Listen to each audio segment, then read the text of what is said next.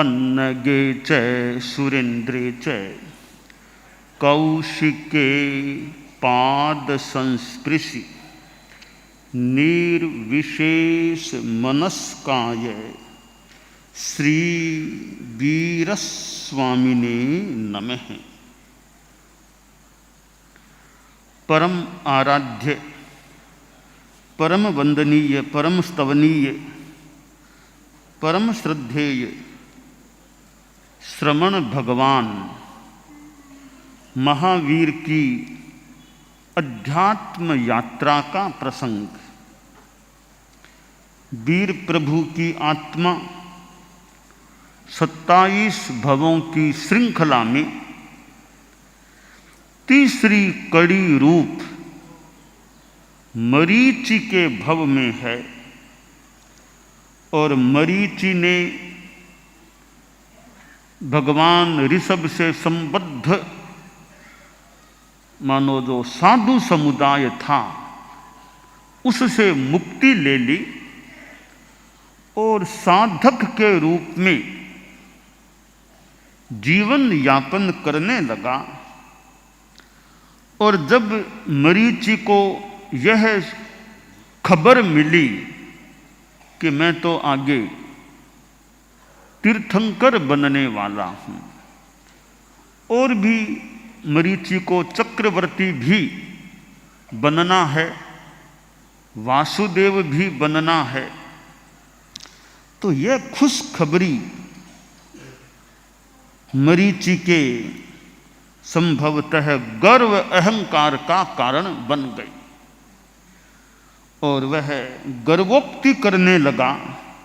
उसका भाव यह है, आद्योहम वासुदेवानां पिता में चक्रवर्तीणां पितामहो जिनेन्द्राणां ममाहो उत्तमं कुलम।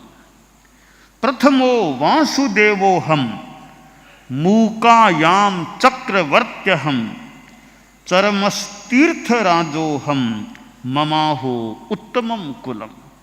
मेरा कुल कितना उत्तम है कि जहाँ मैं तो पहला वासुदेव बनने वाला, मेरे पिताश्री वर्तमान में ही प्रथम चक्रवर्ती हैं और मेरे पितामह ग्रैंडफादर दादाश्री जो प्रथम तीर्थंकर हैं वर्तमान में इस अवसर्पिणी के इस व्रत क्षेत्र के, तो कैसा हमारा कुल है। अब इसको गौरवपूर्ण कुल का गौरव कह दें, कुछ भी कह दें, जो भी है, वास्तव में इधर खुद के लिए कि मैं तो पहला वासुदेव, इधर चक्रवर्ती भी आगे बनना, फिर तीर्थंकर भी बनना, कैसा मेरा कुल है। अब गर्व और गौरव, अब ये तो यूं दो शब्द हैं, अब कहाँ वो त्याज्य रूप में भाव हो और कहाँ एक इतना त्याज्य न हो कि मुझे गौरव है, एक मुझे गर्व है। तो गर्व गौरव बस जहाँ कसाय रूप में मान है वो आत्मा के लिए नुकसानदेह है। तो हो सकता है, निश्चय में तो भगवान जाने, मरीचि के मन में कसाय रूप मान का भाव भी आया हो, अहंकार आया हो कि मैं ऐसा, मेरा कुल ऐसा। तो यह घमंड का भाव है। वह आदमी को जो परित्याज्य रूप में हो वह छोड़ना चाहिए कि भाई घमंड नहीं। और घमंड न जाति का, न कुल का, और न ज्ञान का घमंड, न ताकत का घमंड, न सत्ता का घमंड होना चाहिए, न तप का घमंड, न लाभ का घमंड कि मुझे कितना मिलता है, कमाई मेरे कितनी हो जाती है। हमारे संतों में कह दे, जहाँ जाता हूँ झोली भर कर के लाता हूँ, खाली जावा भरिया आवा, कि मेरे में मानो क्या लब्धि है, क्या कोई शुभ का पुण्य का योग है कि गोचरी जाता हूँ खाली नहीं आता, गोचरी पात्रियां भर कर के लाता हूं। तो अहंकार आ जाए कि मेरे में कैसी पुण्यवत्ता है कि कहीं खाली हाथ नहीं लौटता, संतों को अच्छी तरह आहार करा सकता हूं। मैं जाता हूं, गले गांव में जाऊं, अजैन घरों में जाऊं, झोली भर के लेकर के आता हूं। तो इसका लाभ का भी हमें घमंड नहीं। और साधु का जीवन है वो तो कितना एक ऊंचा जीवन है। जो साधु का जीवन जीता है वो तो कितना धन्य है, कित पुण्य, कित कृत्य है, कृत पुण्य है। पुण्य है ठीक है, आम भाषा में कह दे कि कृत पुण्य है, और कृत क्षयोपशम है कि साधुपना है तो कृत क्षयोपशम है। हमारे साधु साध्वियां हैं, समणियां, तात्विक भाषा में पुण्य और क्षयोपशम में तात्विक जो परंपरागत मान्यता तो अंतर है। पुण्य अलग चीज है और क्षयोपशम अलग चीज है। कि साधुपना कैसे मिला, कि मेरी पुण्याई से मुझे साधुपना मिला, पुण्य से साधुपना मिला। तो साधुपना पुण्य से नहीं मिलता। हमारी तात्विक मान्यता में साधुपना क्षयोपशम से मिलता है। तो पुण्य से नाम ख्याति मिल जाए, पुण्य से कोई तीर्थंकर पद प्राप्त हो जाए, और गृहस्थों को भी पुण्य से बहुत अच्छा परिवार, अच्छी संपदा, अच्छी संपत्ति मान लो मिल जाए, पर साधुपना मिलता है वो पुण्य से नहीं मिलता। तत्व की गहराई की थोड़ी बात है। श्रावकपना मिलता है, देश वृत्ति मिलती है, वे पुण्य से नहीं क्षयोपशम से मिलने वाली चीज है।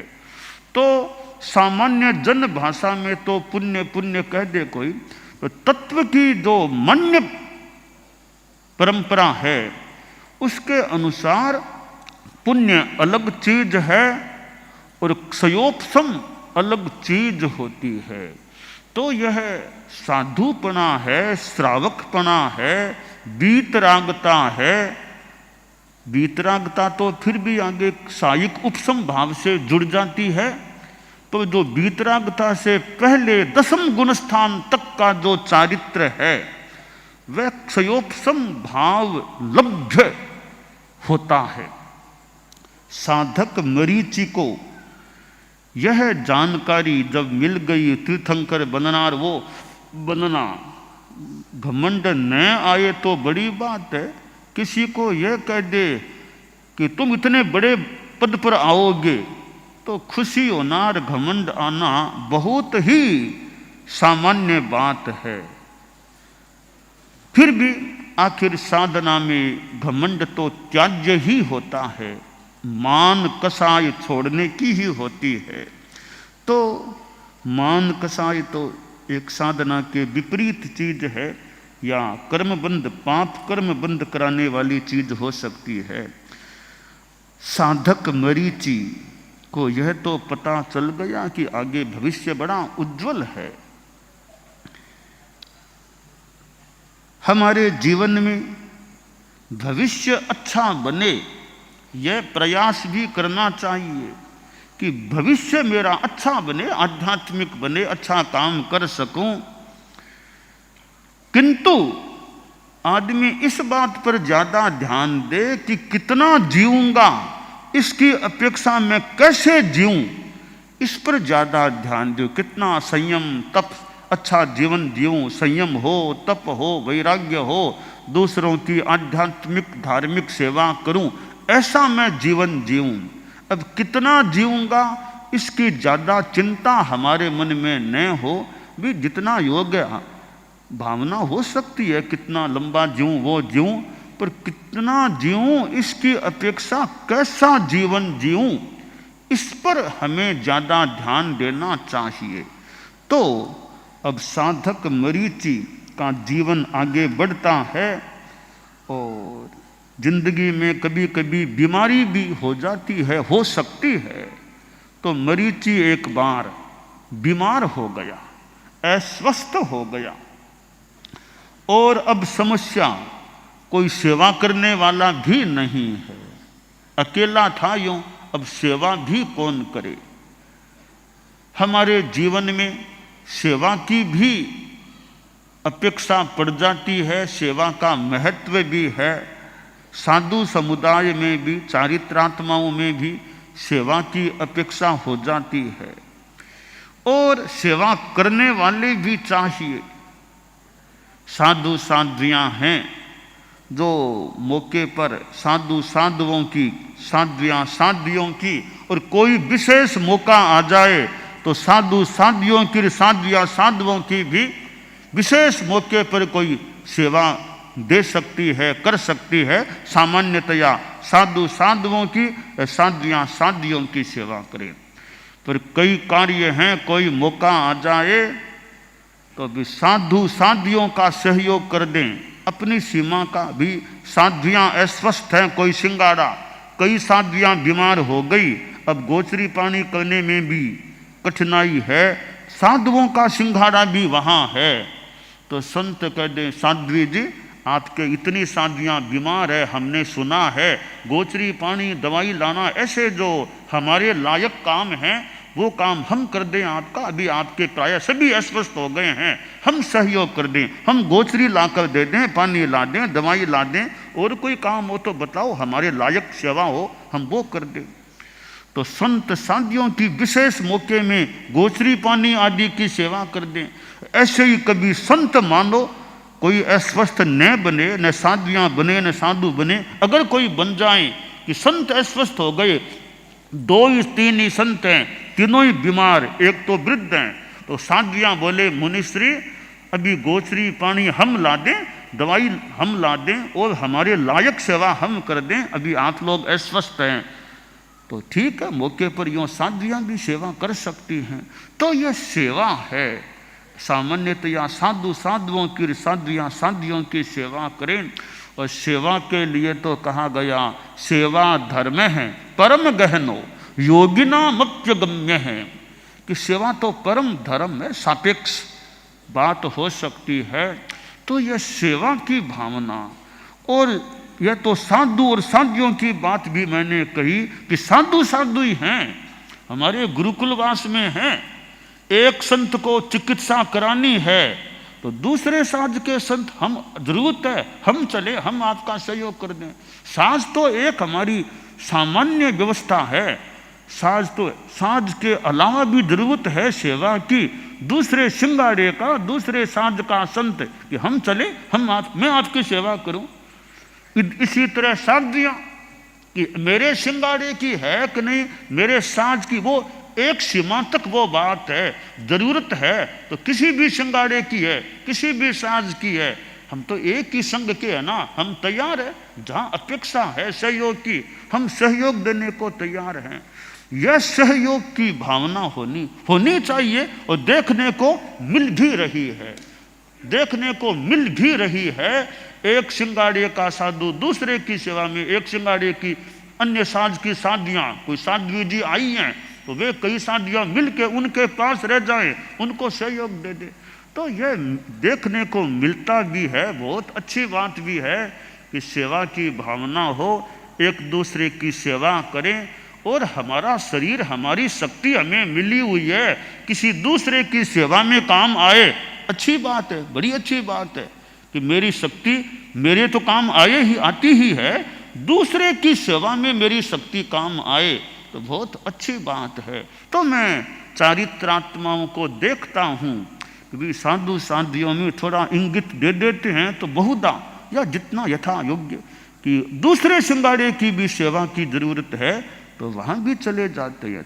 इसी तरह साध्वियों को देख लो, चाहे संतों को देख लो, वो 2 संत और 3 संतों का एक सिंगाड़ा था। मेरी बात में कोई खास भूल न हो तो यथा उपयोग बात है। 2 संतों वाले सिंगाड़े में अग्रणी थे, वो थोड़ी शरीर में बीमारी तकलीफ थी, तो दूसरे सिंगाड़े वाले अग्रणी थे वयोवृद्ध से उम्र वाले मुनि, वो बोले अरे भैया तुम्हारे शरीर में यह तकलीफ है तो चिकित्सा करा लो ना, क्यों इस बीमारी को लिए चल रहे हो, चिकित्सा करा लो। उधर की बात है, बीकानेर उस चौखड़े की बात है। अग्रणी मुनि बोले कि कि महाराज चिकित्सा तो करानी है, मैं तो अब आ दो ही संत हाँ बाद में आचार्य शिव ने अर्ज कराशा मारी कोई व्यवस्था कैसी सहयोग की पछे मैं चिकित्सा कराशू पछे बाद में चिकित्सा कराऊंगा, ऐसी इच्छा। तो वो 3 संतों वाले सिंगाड़े के अग्रणी बोले, अरे तुम 2 हो, 2 क्यों, तुम हम 5 हैं, 3 हम 2 तुम, हम तो 5 है ना, तुम चिकित्सा कराओ, हम सहयोग करने को तैयार है।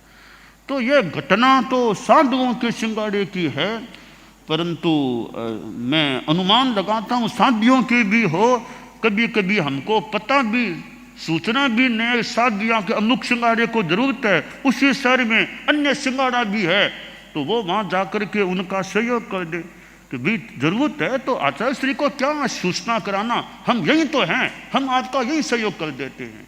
तो अच्छी बात, बहुत अच्छी बात है। यो एक परस्परता, परस्परोपग्रहो जीवा नाम की भावना रखना, तो यह सेवा भावना है। बीमार को सेवा मिलनी चाहिए, अस्वस्थ को सहयोग अपेक्षानुसार मिलना चाहिए।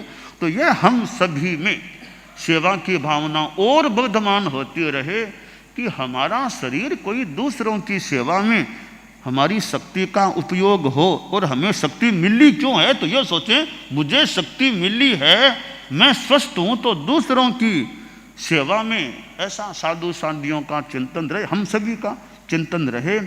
मरीची बीमार हो गया, अब कोई सेवा करने वाला नहीं है, तब सोचा अरे अब क्या करूं, अकेला कोई सेवा करने वाला नहीं है, अब तो कोई चेला बनाना चाहिए ताकि सेवा कर सके।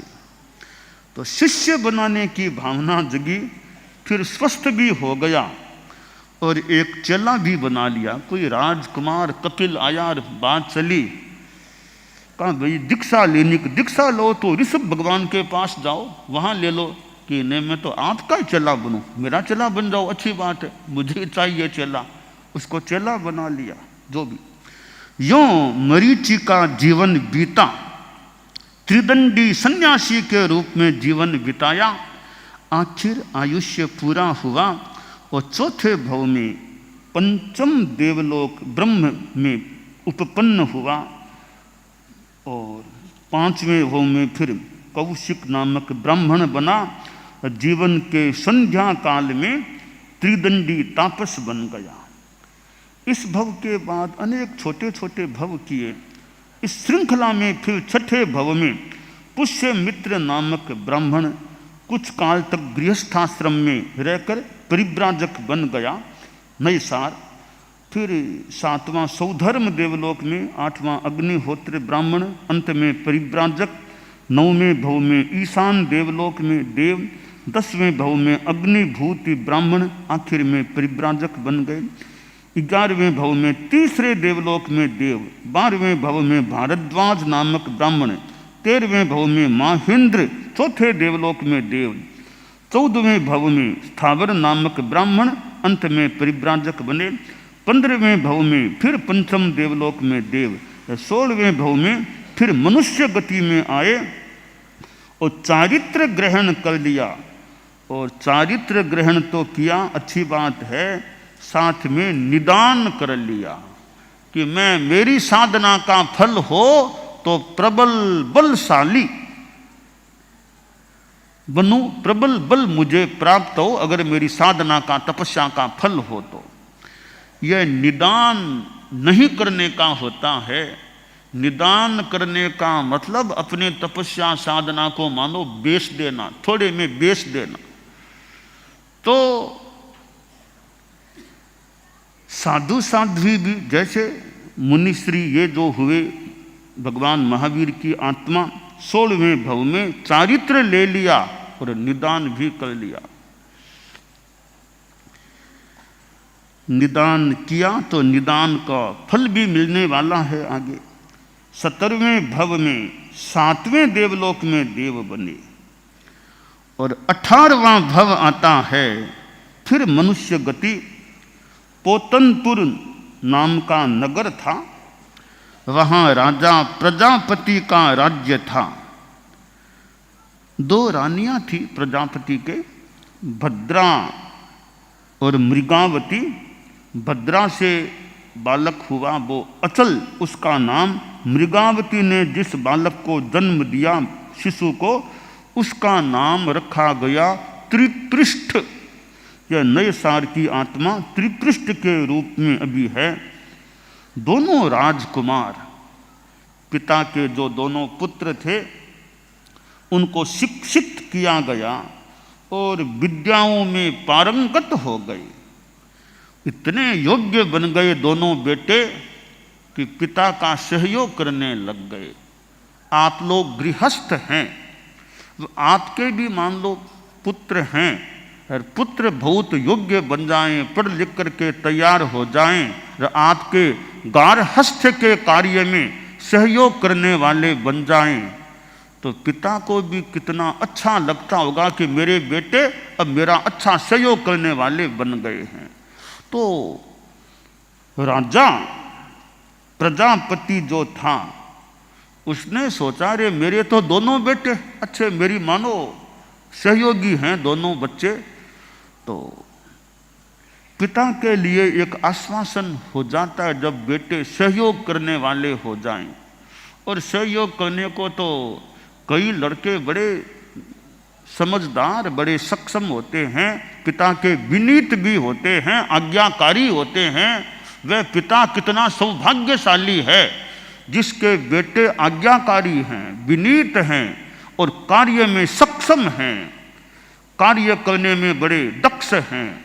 तो ये भाग्य से ऐसी चीजें, अच्छा परिवार मिलता है तो मानो कोई सौभाग्य है, तब अच्छा परिवार मिलता है। परिवार में न कलह है न झगड़ा, अच्छा व्यवहार है, काम करने में सब पढ़े लिखे होशियार हैं, बच्चे अच्छा काम करने लग गए हैं, तो घर में परिवार में शांति है, सब आज्ञा में रहने वाले हैं।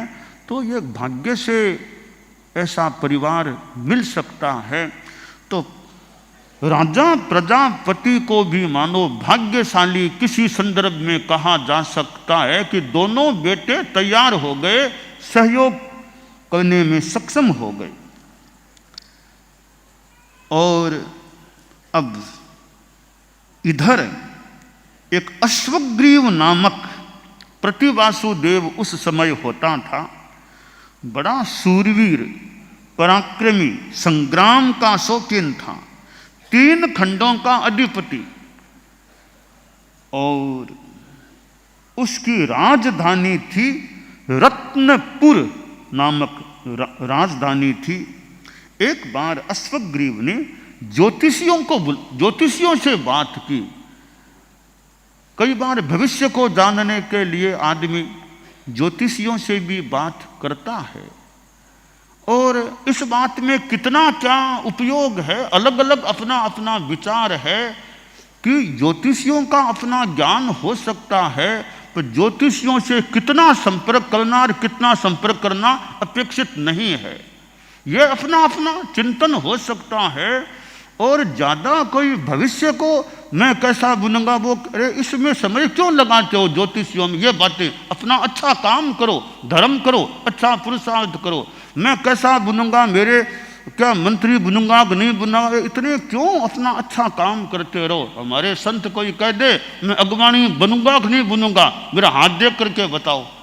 अरे अगवानी बनने की क्यों अभी बात करते हो, अच्छे सहगामी बने रहो, कभी बनोगे तो बन जाओगे। का हाथ देख के बताओ मेरे अग्रणी बनने का योग कब आ रहा है। अरे संतों, इस चिंता को छोड़ो, कब अग्रणी बनने का योग है। अच्छी सेवा करो, अच्छा स्वाध्याय करो, अच्छा काम करो, इन बातों में समय मत लगाओ, कब अगवानी बनना, कब क्या होना है।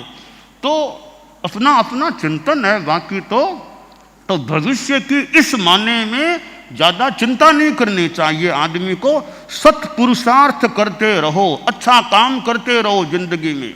ज़्यादा यह कब क्या बनूंगा, क्या होगा, इसकी चिंता नहीं। और अपने भी पुरुषार्थ अच्छा करते रहो, अच्छे रास्ते पर चलते रहो, फिर जैसा भाग में है वैसा होगा, वैसा हो जाएगा। तो ज्योतिषियों से हमारे खासकर संत लोग हैं, यह एक एडवाइस है, सुझाव है। ये ज़्यादा इसमें नहीं पड़ना चाहिए कि मेरा वो देखो कैसा, मेरा क्या होगा, मेरे यात्रा का योग है या नहीं है। इन बातों को छोड़ो, अच्छा काम करो, अच्छे विद्वान बनो, महान बनो, या कभी भगवान बनो, अच्छा स्वाध्याय करो। तो ज्योतिष में अनावश्यक संतों को समय नहीं लगाना चाहिए भविष्य जानने में। हाँ, यह ठीक है, जान कर लिया कौन सा मुहूर्त वगैरह, वो एक अलग विषय है। अपनी चिंता भविष्य की अनावश्यक नहीं करना चाहिए, अच्छा काम करना चाहिए। ज्योतिषी आ गया तो उसको धर्म की बात बता दे, बोले भी का जीवन कैसा त्यागमय बने, अगला जीवन कैसा अच्छा रहे, धर्ममय हो। ज्योतिषी को ये बातें बता दे, ये ज़्यादा मत पूछो कि मुझे बताओ मेरा कैसा होगा, मेरा हाथ देख लो कैसा होगा। इनमें ज़्यादा समय संतों को नहीं लगाना चाहिए। अपना अच्छी साधना करें, हम अच्छा स्वाध्याय करें, अच्छी सेवा करें। तो अब अश्वग्रीव को मानो कोई बात ज्योतिषियों से बात कर रहा है कि मेरे बारे में बताओ। अब वो क्या बात आगे होती है, अश्वग्रीव की ज्योतिषी क्या बताते हैं, आगे की बात यथासंभवतया आगे आ सकेगी।